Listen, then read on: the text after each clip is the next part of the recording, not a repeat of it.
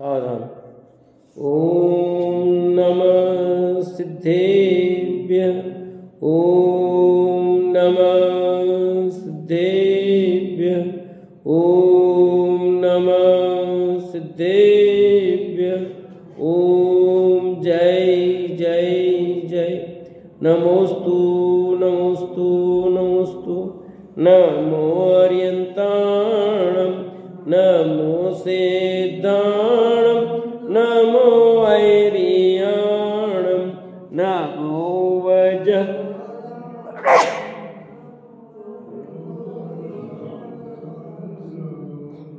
मंगलम भगवान वीरो मंगलम गौतमो गणी मंगलम कुंद कुंदारो जैन धर्मोस्तु मंगलम सर्वमंगलम मांगल्यम सर्वकल्याणकारकम प्रदानम सर्वधर्माणां जैनम जेतु शासनम जैनम जेतु शासनम।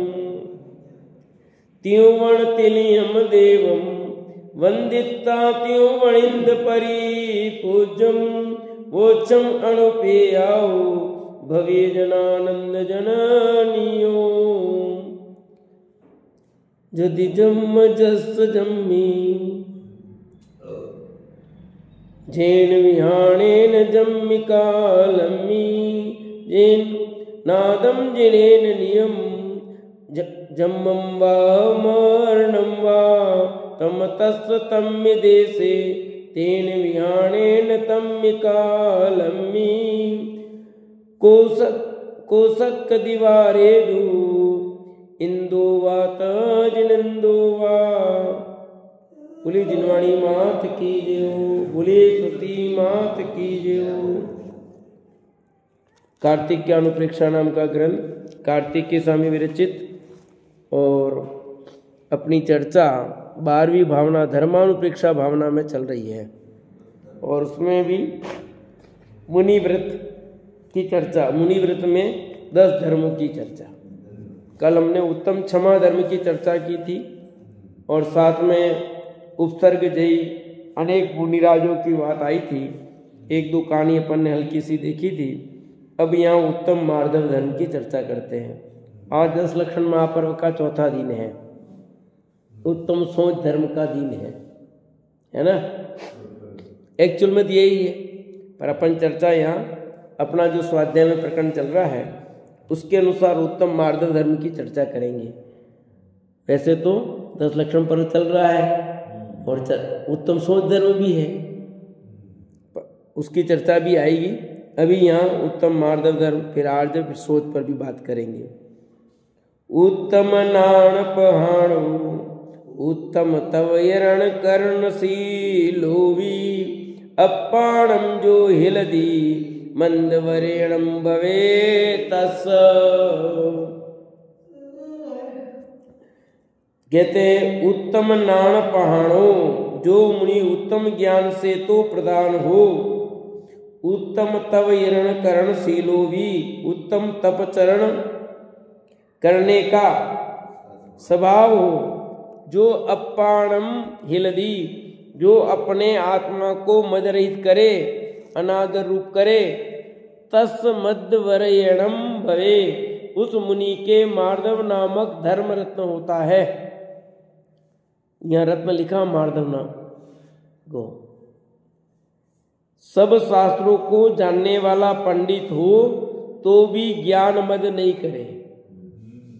ये विचार करे कि मेरे से बड़े अवधि मनपरे ज्ञानी हैं, केवल ज्ञानी सर्वोच्च ज्ञानी हैं, मैं तो क्या हूँ अल्पज्ञ हूँ। उत्तम तप करे तो भी उसका मद नहीं करे। आप सब जाति कुल बल विद्या ऐश्वर्य तप रूप आदि से सबसे बड़े हैं तो भी परकृत अपमान को भी सहते हैं। उस समय गर्व कर कसाय उत्पन्न नहीं करते हैं, वहाँ उत्तम मार्दव धर्म होता है। उत्तम मार्दव धर्म कहाँ होता है? जहाँ महान कसाय पर विजय प्राप्त होती है वहाँ पर। जहाँ महान कसाय पर विजय प्राप्त नहीं हो वहाँ उत्तम मार्दव धर्म नहीं होता। जितने जितने अंशों में मान कसाय पर विजय होगी, उतने उतने अंशों में मार्दव धर्म प्रकट होगा। और यहाँ मुनिराज की चर्चा चल रही है, मुनिराज के व्रतों की चल रही है, तो 3 कसाय चौकड़ी के अभाव रूप बात होती है। अनंतानुबंधी, अप्रत्याख्यान और प्रत्याख्यान, इन 3 कसाय के चौकड़ी रूप उनके 8 प्रकार का जो मद है वो उन्हें नहीं होता। यहाँ उसकी बात आई 8 प्रकार के मद की भी, कि जो मुनि उत्तम ज्ञान से तो प्रदान हो, उत्तम तपचरण करने का जिनका स्वभाव हो, जो अपने आत्मा को मद रहित करे, अनादर रूप करे, उस मुनि के मार्दव नामक धर्म होता है। कि ज्ञान की पराकाष्ठा है, फिर भी ज्ञान का मद नहीं करते, उत्तम तप करते हैं, फिर भी तप का मान नहीं करते। जमीनी है। देखो सच्चाई ये, ज्ञानियों को मद नहीं होता, मद अज्ञानियों को ही होते हैं। ज्ञानी को ज्ञान मद नहीं होता, अज्ञानियों को होता है। मैं इसके लिए हमेशा एक लोकोक्ति जो लोक में प्रसिद्ध वो कहता हूं, अधगत गगरी छलकत जाए। अधगत गगरी जाए क्या मतलब है? कि जो गड़ा पूरा भरा होता वो कभी नहीं छलकता। बिल्कुल ऐसे थोड़ी ये सब सुक्तियां बनी, सब बिल्कुल प्रमाणिक है, सब यूं ऐसा नहीं। जितनी भी लोकोक्तियां बनी है कहीं की घटना के आधार पर ही ये सब। आधा गड़ा होगा वही छलकेगा, वो छलकेगा ही छलकेगा, चलोगे लेकर के तो छलकेगा ही छलकेगा, और भरा हुआ होगा तो नहीं छलकेगा। ऐसे अधूरा जिस संबंध में ज्ञान होगा, जो अधूरे होते हैं वो डुबाएंगे, वो गड़बड़ करेंगे, वो सब करेंगे।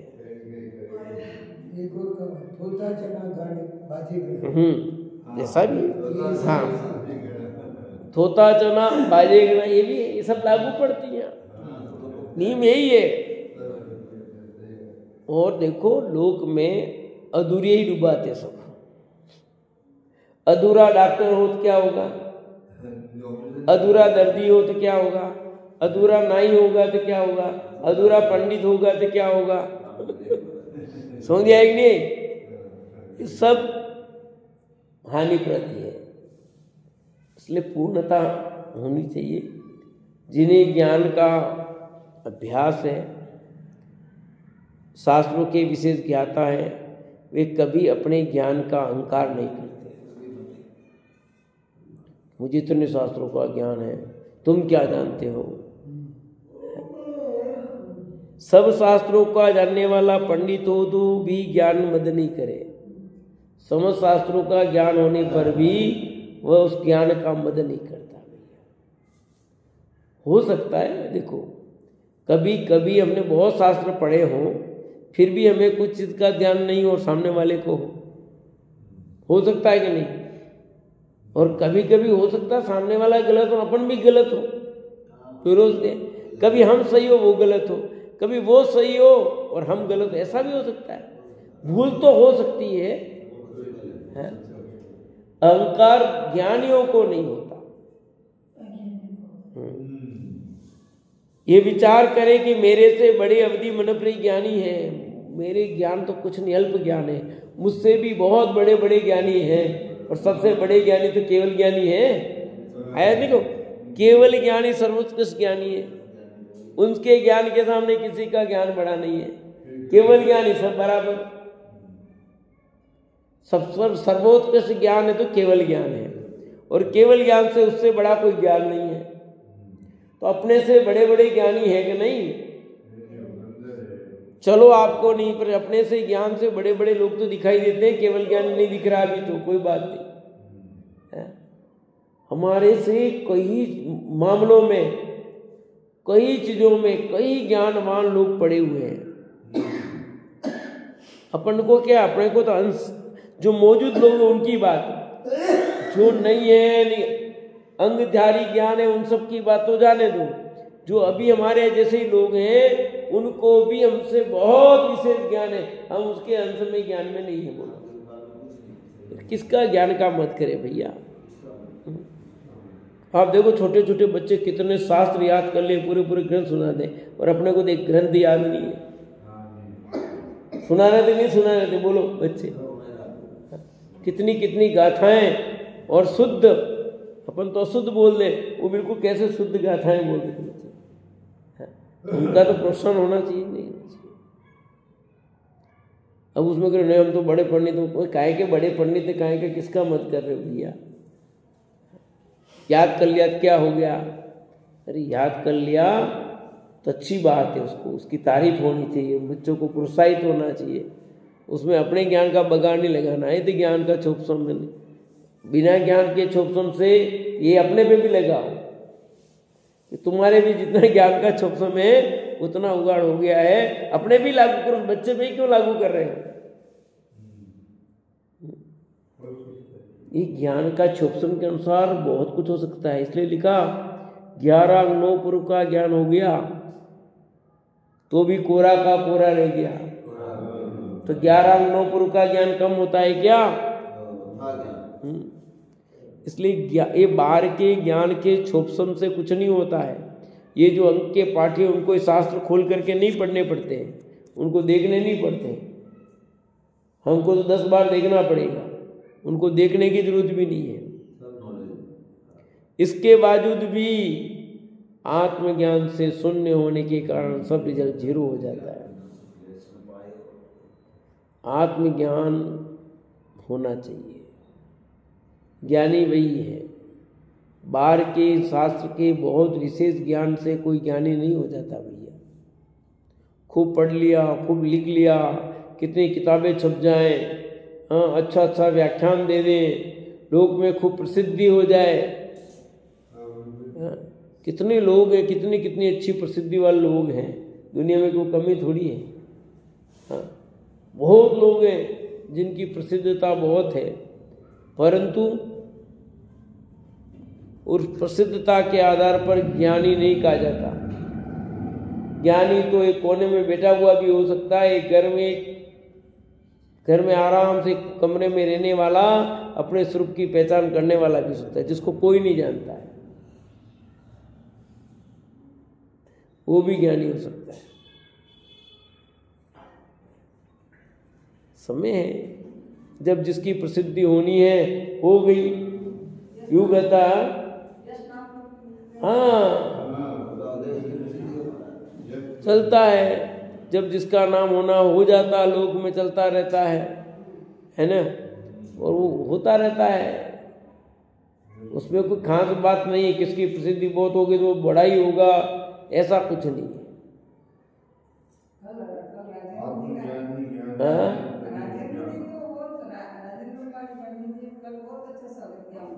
हाँ हाँ, कल किया। उनको कोई नहीं, उनको तुम स्वागत करो नहीं करो, उनको कोई नहीं। वे सरल व्यक्तित्व के धनी है राजन जी। तो उनको तो अपना स्वभाव से उससे लेना देना है, बहुत सहजता है, सरलता है, उनको कोई नहीं। देखो भाई क्या कह रहे हैं, मेरे से बड़े अवधि मन प्रज्ञानी, केवल ज्ञानी, सर्वोच्च ज्ञानी है भैया। किस ज्ञान का मैं अहंकार करूं, किसका मैं अपनी इस बात को लेकर लूं। मुझसे बहुत बड़े बड़े बड़े बड़े लोग हैं, मैं क्या हूं, अल्पज्ञ हूं। मैं तो, मेरा ज्ञान तो अल्पज्ञ है। अपन तो कैसे हैं, अंधों में काना राजा वाले हैं। सच है क्या, क्या सोचना चाहिए अपने को। अपन तो अंधों में काना राजे से है, अपने से बहुत है। और जगत में ऐसा ही है भैया, इसलिए अहंकार नहीं करना। आज तुझसे दूसरा आ जाएगा, लोग उसको तेरे को पूछेंगे भी नहीं लोग, है ना। देखो कोई नहीं, आप लोग आपको पूछते लगे, हमको पूछते थे, अब हमको नहीं दूसरों को पूछने लगे। पूछेंगे, चलेगा, जगत में ऐसे ही चलेगा भैया, ये जगत में ऐसे ही चलेगा। क्यों व्यर्थ में दुखी होना।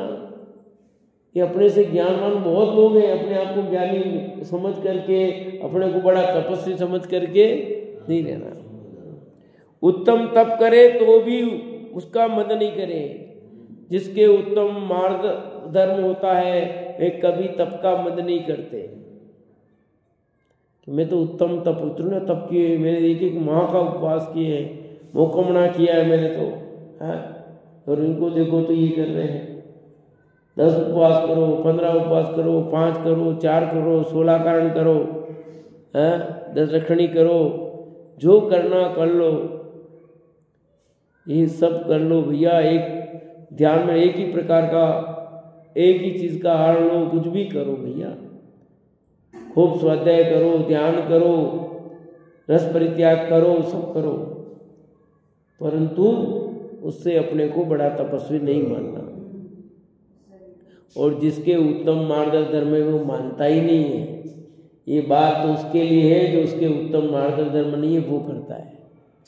जहाँ मार्ग धर्म प्रकट होता है वो ऐसा करता ही नहीं है। आप सब जाति, कुल, बल, विद्या, ऐश्वर्य, तप, रूप आदि से सबसे बड़े, तो भी परकृत अपमान को भी सहते हैं। ये है कि जाति में बड़े हो तो कोई कुछ कह दे तो भी सहन करता है, कुल में भी बड़े हो और कुछ कह दे तो भी सहन करते हैं। हमारा कुल जानते हो तुम, हम कौन से कुल के, हम कौन सी जाति के, अभी सब पता रख रहा है कौन सी जाति कौन से कुल के क्या हो रहा है, कोई ठिकाना पड़ नहीं रहा है। सब वाणिये क्या हो गए, बनिए जेंट्स क्या हो गए, सब खत्म।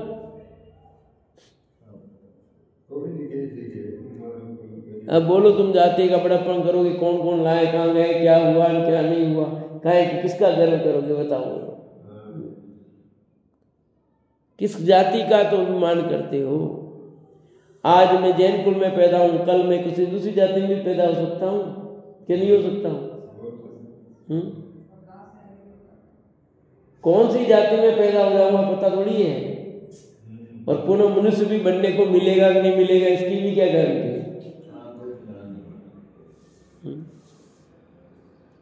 कोई किसी जाति में उत्पन्न होता है, किसी जाति में आ जाता है, नहीं आते, क्या उसके पुण्य का उदय है तो उसमें आ गया। और ऐसे भी पाप का उदय जो उच्च जाति से नीच जाति में चले जाते हैं। होता कि नहीं होता बोलो। पुण्य के उदय से नीच जाति में पुण्य को उच्च जाति में आ गया, पाप के उदय से ऐसा आया कि उच्च जाति से नीच जाति में चला गया। क्या विमल जी, तो किस जाति का गर्व करना भैया, किस जाति का गर्व करना, किस कुल का गर्व करना, न जाति का करना न कुल का। हमारा कुल तो हाँ तेरे को गर्व है ना कुल का, तो उस रूप रहे अंदर, बाहर में लोगों को अभिमान मत कर, उस कुल की अनुरूप रहे, उस जाति के अनुरूप रहो, मर्यादा का पालन करो भाई। खाली शब्दों में कहने से क्या है, जैन कुल में जन्मिया रे मान करो रे, अभिमान करो रे। क्या अभिमान करोगे, ये ना कहते अभिमान मत कर।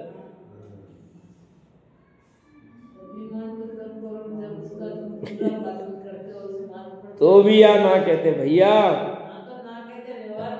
ये वहां अभिमान करता, अभिमान करने का नहीं है, तुझे उसका भाव अनुभव हो। मैंने कहा वहां अभिमान करने का, अभिमान करने के लिए नहीं कहा, वहां तो ये भाव है, करे हे जीव तुझे इतना उच्च कुल, इतनी जाति, ऐसा सब मिला है और तुझे तू कैसे परिणाम कर रहा है। तेरे परिणाम उच्च होने चाहिए, उच्च जाति का भैया।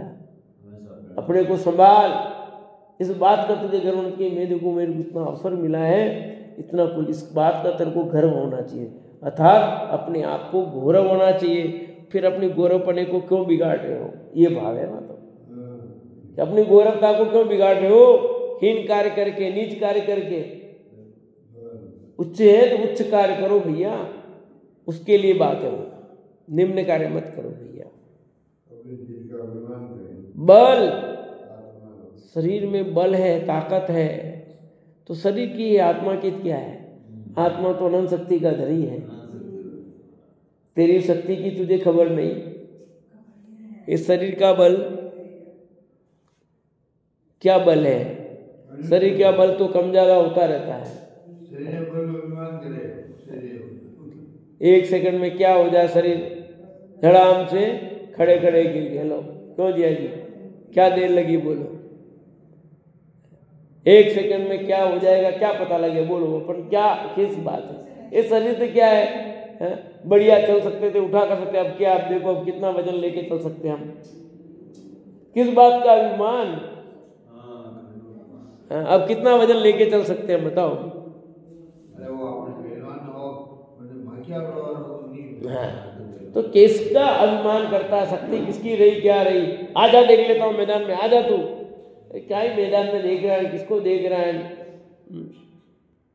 ये व्यर्थ क्या बल, शक्ति होने पर भी उसका अभिमान नहीं करें। हमने तो सुना है नेमिनाथ ने किया था कृष्ण के सामने,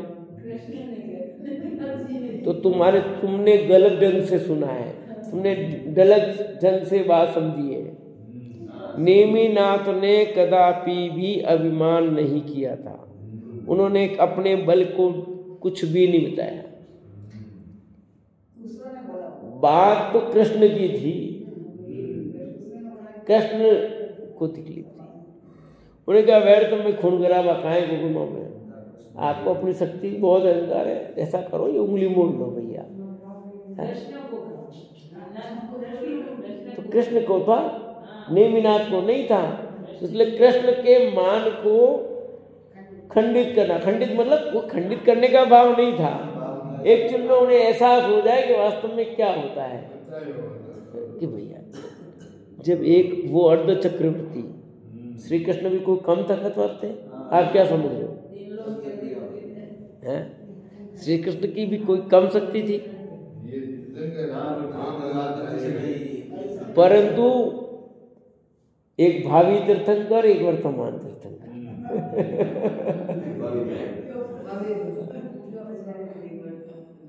देखो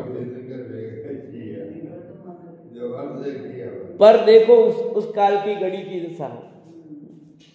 तो भैया बल किसका, किसा खंडित? विद्या का भी बल नहीं करना, अभिमान नहीं करना। विद्या आई गई, कितनी विद्याएं आएगी, कितनी चली जाएगी, पता मेरे पास तो ऐसी विद्या, ऐसी विद्या है, ऐसी विद्या है। मैंने बच्चों को आज ऐसे ही कहा मजाक में, देखो तुम लोगों ने परीक्षा में जो भी देखा ना वो सब पता, मैंने किसने देखा है, कैसे पता? मैं कहा सब पता रहता है, मेरे पास है ऐसी कला। तो वो बोले हमको सिखा दो। मैं कैसे थोड़ी सिखाई जाती तुमको कला कोई कि मेरे यहाँ सब घूमती रहती सब कलाएं। मैंने कहा तुम क्या करते हो? तो हमको भी बता दो। मैं कि ऐसे नहीं आती सब, ये ऐसे कला ऐसे नहीं आती है, तुम्हें इसकी साधना करनी पड़ती तब आती है कोई चीज़।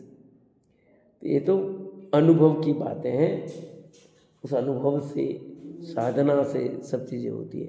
उसमें काम कर मनोविज्ञान का प्रयोग करते हैं, मनोविज्ञान का प्रयोग करके सब निकाल दी जाती है, वो चीज़ें होती है। और वो कला तो जैसे आएगी वैसे ही आएगी, कौन कैसा व्यक्ति है समझे। जैसे एक बच्चे का तेने 3 प्रश्न पूछे, तेने 2 प्रश्न पूछे, तेने 1 प्रश्न दिया, सर आपको कैसे पता? मैं कहा सब पता है मेरे को।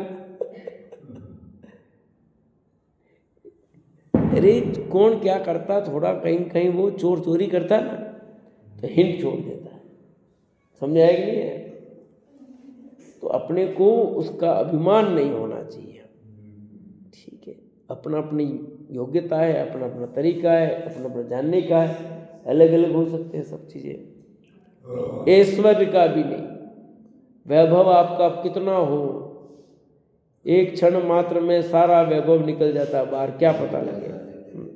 बाढ़ आ जाए, भूकंप आ जाए, छापा पड़ जाए, लूट हो जाए, आप चले जाओ, खाक हो जाए, नाश हो जाए, कैसे कुछ हो जाए कोई पता नहीं, आग लग जाए, अरबों अरबों अरबों अरबों रुपयों का नाश हो गया, सब संपदा नष्ट होगी कि नहीं?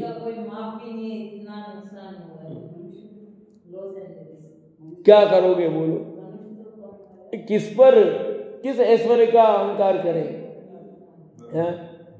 ये तो धरती प्रति छाया है, कभी आज तेरे पास, कल उसके पास, परसों उसके पास, ठिकाना नहीं है। आदमी कब नीचे से ऊपर चढ़ जाता है, ऊपर से नीचे आ जाता है, हाँ, रातों रात ऊपर पहुंच जाता है, रातों रात नीचे आ जाता है। हो रहा है कि नहीं हो रहा? बोलो। शहर में ले करके को ऊपर चढ़ गया, कोई नीचे आ गया, क्या रोज होता है कि नहीं होता? बोलो।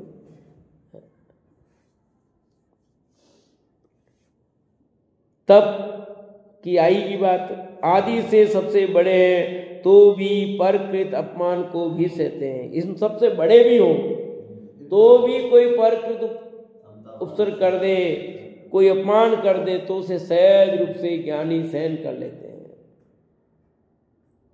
अपना उनका कर्तव्य यही है भैया, क्योंकि क्षमा धर्म भी तो है। जो उत्तम मार्ग धर्म का धनी होगा वो उत्तम क्षमा धर्म का धनी होगा कि नहीं होगा? बोलो। तो सहन नहीं करेगा। अरे जिसके उत्तम क्षमा है उसके उत्तम मार्दव भी होगा, उसके मार्दव भी होगा, आर्दव भी होगा, सब होंगे। ऐसा नहीं कि एक होता तो बाकी नहीं होंगे। मेरे को गुस्सा आता तो नहीं है, तो मेरे को गुस्सा आता नहीं है, पर फिर आ गया तो मैं किसी के बाप का भी नहीं हूं। अब बोलो क्या कहे, फिर तो मैं सगे बाप का भी नहीं हूं। हाँ कहते ना, वही तो कि सामने मेरे पिताजी भी आ जाए फिर भी उनको नहीं छोड़ता, मतलब यूं नहीं। इसका अर्थ ये नहीं होता, इसका अर्थ होता है कि सामने मेरे सगे पिताजी भी आ जाएंगे तो उनको भी कुछ कर सकता, उसका अर्थ ये है। ठीक है, हाँ। उस समय फिर किस कोई पिताजी नहीं देखता ना कोई नहीं देखता, फिर नहीं हो मेरा गुस्सा इतना खराब है। मान में भी देखो, अपने तो को अपन किसी कसाई का मान करते नहीं, अपन बोलते नहीं, पर क्या है कि कभी कभी फिर लोग मानते नहीं, तो फिर तो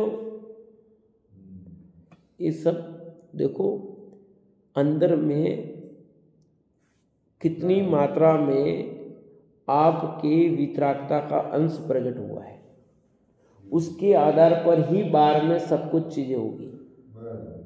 और जो सामान्य रूप से दबी हुई है वो चीज अलग होती है। कई व्यक्ति भले को कुछ भी कहे, कुछ फर्क नहीं पड़ता है, इसका मतलब वो बहुत उत्तम क्षमा धर्म के धनी, मार्दव धर्म का धनी हो गया है। कुछ लोगों उनकी प्रकृति वैसी होती है, कुछ नहीं कहते हैं, तुम मर्जी जो करो, कुछ नहीं बोलते हैं। कुछ लोगों को हर बात में बोलने की आदत होती है, तो बहुत कसाई हो गया। हमारा लेखा जोखा ऐसे ही है, हम इस आधार पे ही नापते हैं। पर जिनागम में उस बाहर से नहीं नापा गया है, जिनागम में सभी नाप तोल अंदर से है।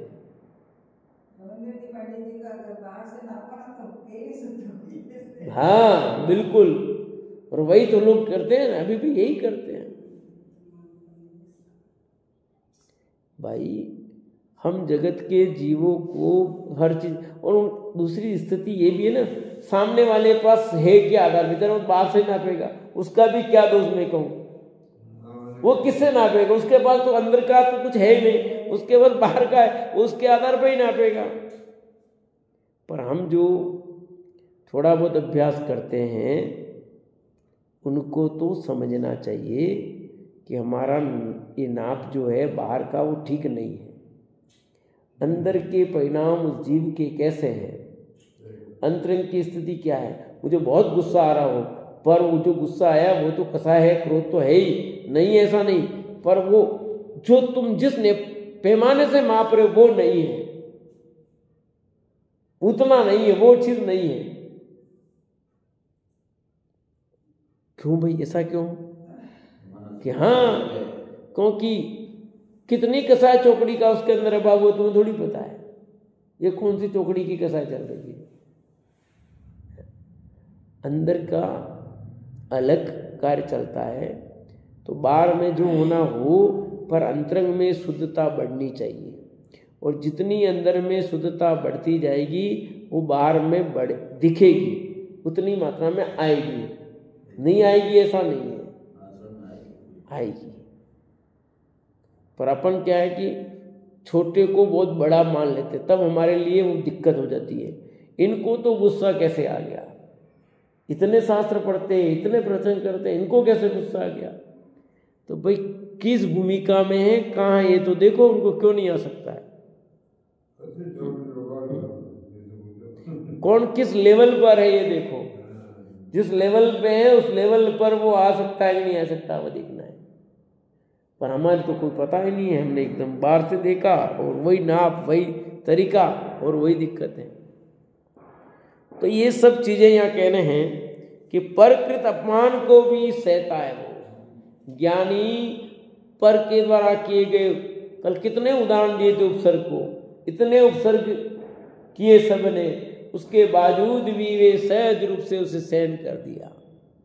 अपमान करना, क्योंकि मान का सह से जुड़ा हुआ अपमान, हर व्यक्ति, आज एक बच्चा भी अपने मान के पीछे पागल है, बड़ा हो छोटा हो, खुद के दो। हाँ, पति पत्नी में आधी लड़ाइयाँ किस बात पे हो रही बताओ मुझे? हाँ, बाप बेटों में लड़ाइयाँ किस बात पे हो रही है? माँ बेटी में लड़ाई किस बात पे है? सास बहू की लड़ाई किस बात की है? सब मान का शायद ज्यादा है। तूने ऐसे कैसे कह दिया, तूने ऐसे कैसे कह दिया? बात इसी की है कि ऐसे कैसे बोल दिया मुझे, उसने ऐसे कैसे कह दिया। जरा सा भी अपने मांग ले तो सामने वाले को कुछ नहीं देखता, कितने लोग बैठे नहीं बैठे कुछ नहीं देखेगा और फटाक से वो बोल देगा। ये नहीं देख रहा कि ये मेरे से बड़े हैं, मुझे ऐसे शब्द नहीं बोलने चाहिए। और फिर कहोगे तो क्या हो गया, मैंने तो ऐसा कुछ नहीं कहा।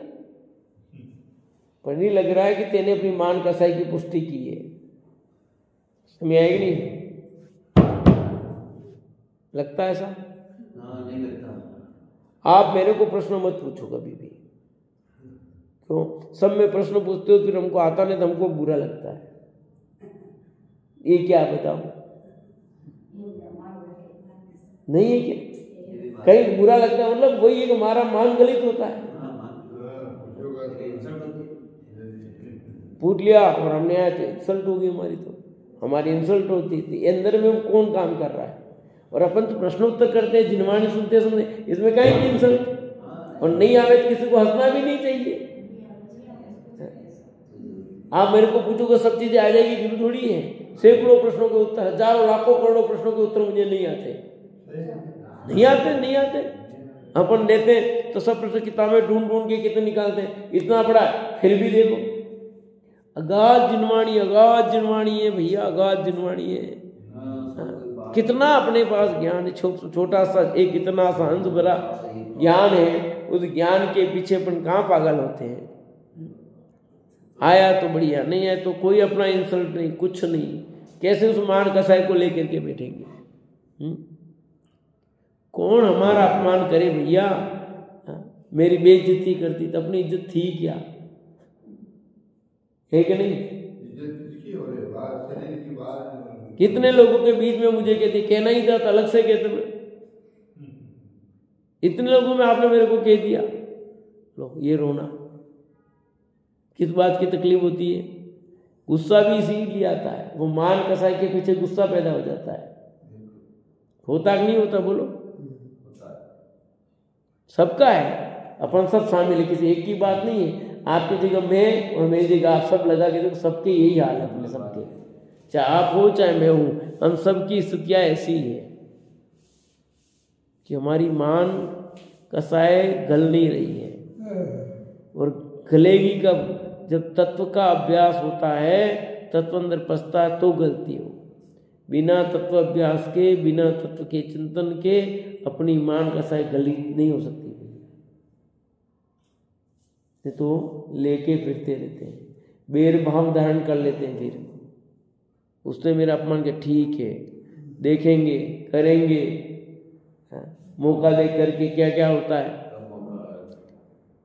बेर जितने भी धारण होते हैं उसमें क्रोध और मान कसा तो मुख्य ज्यादातर तो दो ही तो हैं।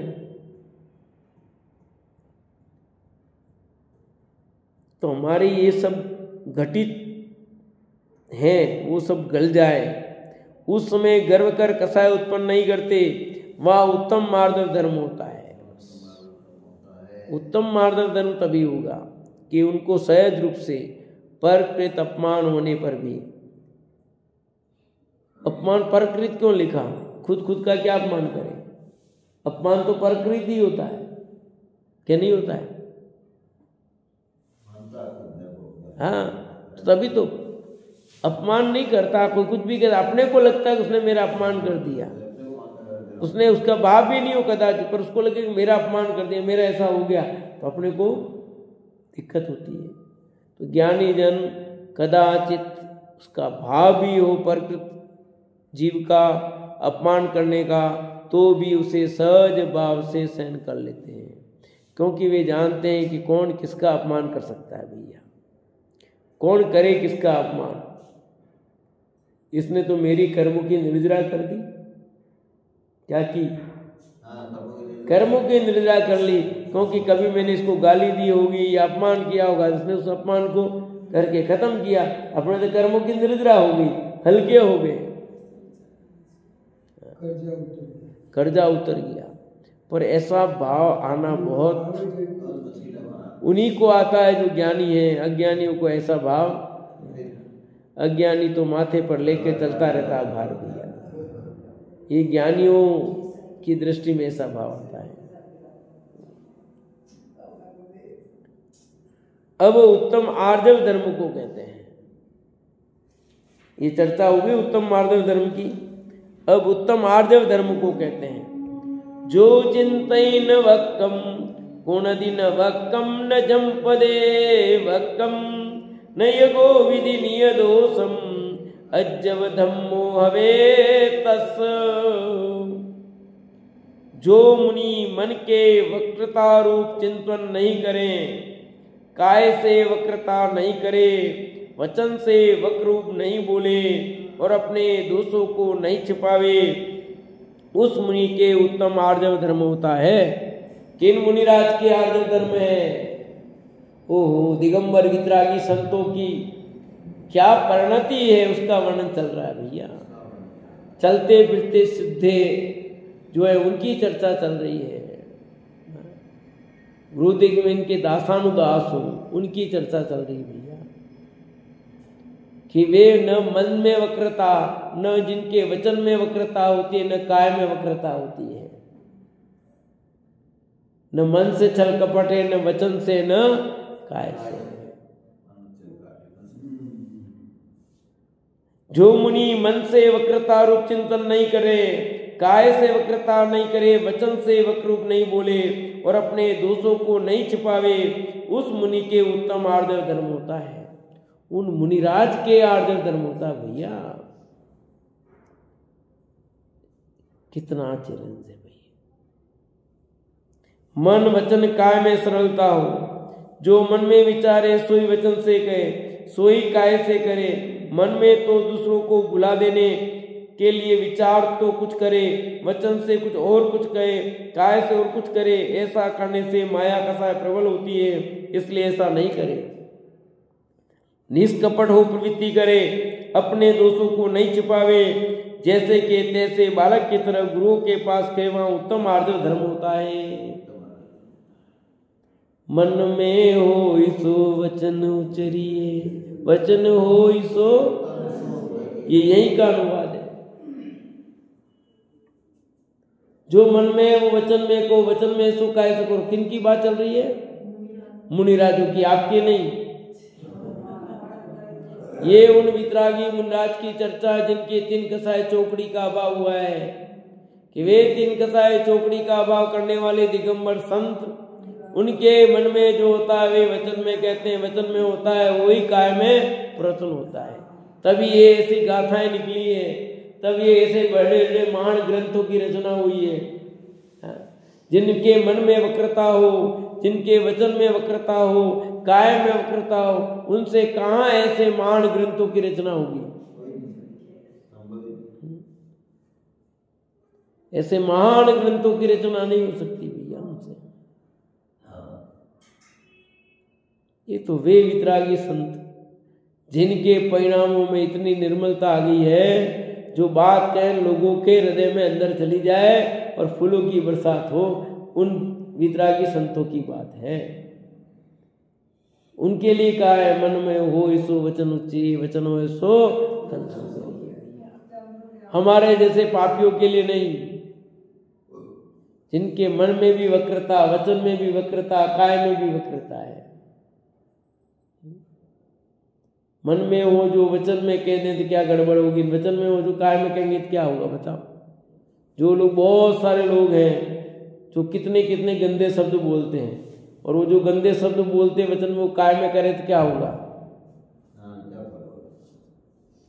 मन में सोच रहे हैं वो वचन में आ जाए तो दुनिया में हाहाकार मच जाए, और जो वचन में कह रहे हैं वो काय में पड़ने तो क्या होगा, कोई बहन बेटी कोई सुरक्षित नहीं रहेगी फिर। इसलिए अपने ही लेने कि हमारे परिणाम निर्मल होने चाहिए। यहाँ अर्थ ये कि परिणामों में सरलता होनी चाहिए। आर्जव धर्म ना, आर्जव परिणामों की सरलता। मायाचार रूप परिणाम नहीं, छल कपट रूप परिणाम नहीं।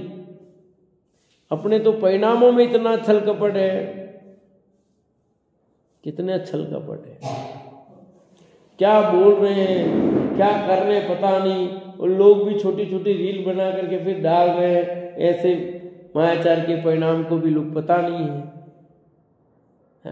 तो वे जो बोले वे तो है ही गलत, पर जो ऐसी रील बना कर गलत चीज को डाल रहे हैं वे भी कितना पाप उपजा रहे पता नहीं।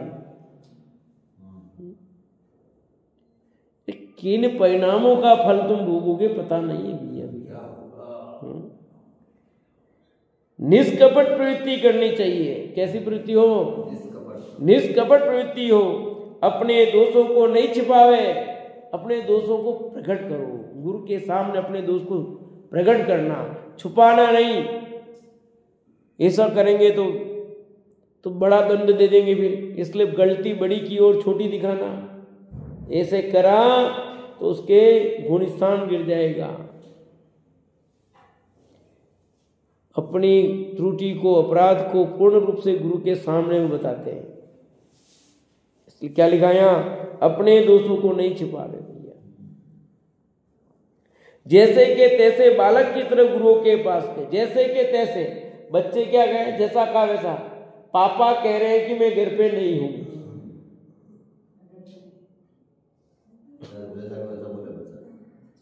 वैसा का वैसा बोल दिया। अब समझदार सामने सुनने वाला हो तो लगा देगा कि नहीं पापा घर पे ही है।